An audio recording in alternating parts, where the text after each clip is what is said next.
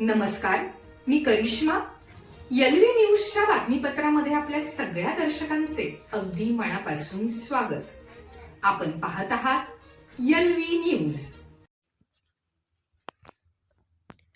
चोरोची गावात गणेश हजारेंच्या सत्कार सोहळ्यात उत्साहाचा जल्लोष.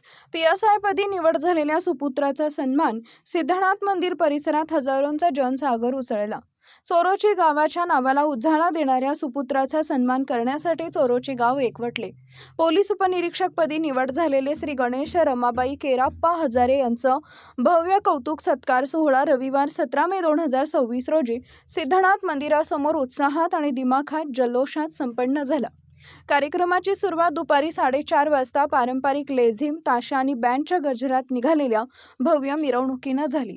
गणेश हजारेंच्या गाडीभोवती तरुणांनी फटाक्यांची आतषबाजी करत गणेश हजारे जिंदाबादच्या घोषणांनी संपूर्ण गाव दणाणून सोडले. मार्गावर ठिकठिकाणी महिलांनी औक्षण करून स्वागत केले. संपूर्ण गावात बॅनर, पताका, तोरण आणि आकर्षक रांगोळ्यांनी सजावट करण्यात आली होती.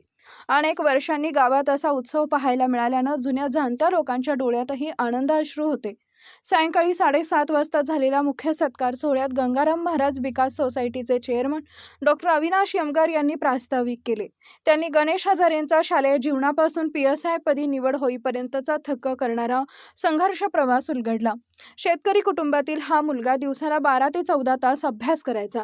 त्यानं फक्त स्वतःसाठी नाही तर गावासाठी स्वप्न पाहिलं आणि ते पूर्ण केलं असं सांगताना डॉक्टर यमगर यांचा कंठ दाटून आला.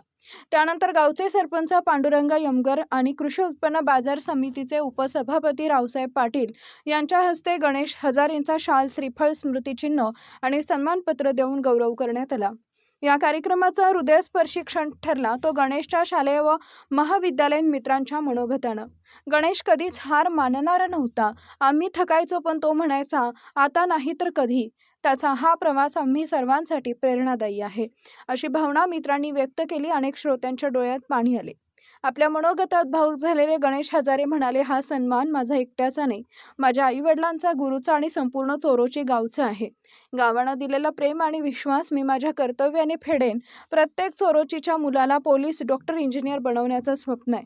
सरपंच पांडुरंग यमगर म्हणाले, गणेशनं दाखवून दिलं की गावात राहूनही मोठं स्वप्न पाहता येतं आणि ते पूर्ण करता येतं. ग्रामपंचायतकडून स्पर्धा परीक्षा मार्गदर्शन केंद्र सुरू करण्याचा आमचा प्रयत्न आहे.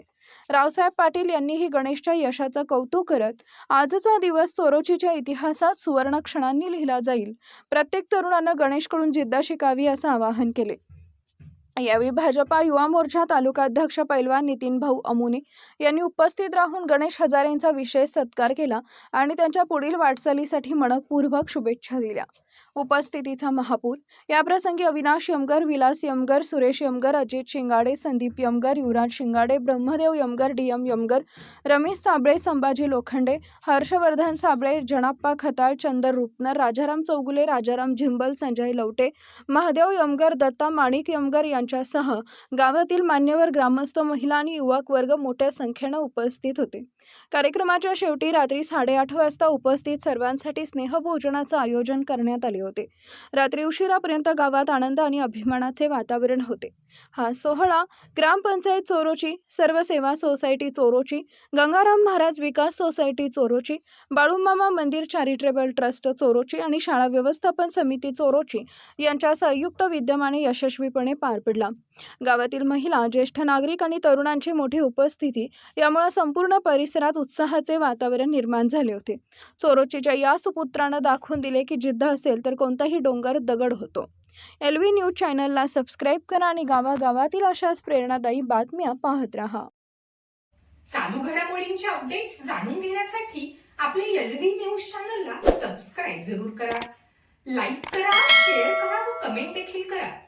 बेल आयकॉनवर प्रेस करा व नोटिफिकेशन्स मिळवा. पाहत रहा फक्त एलव्ही न्यूज.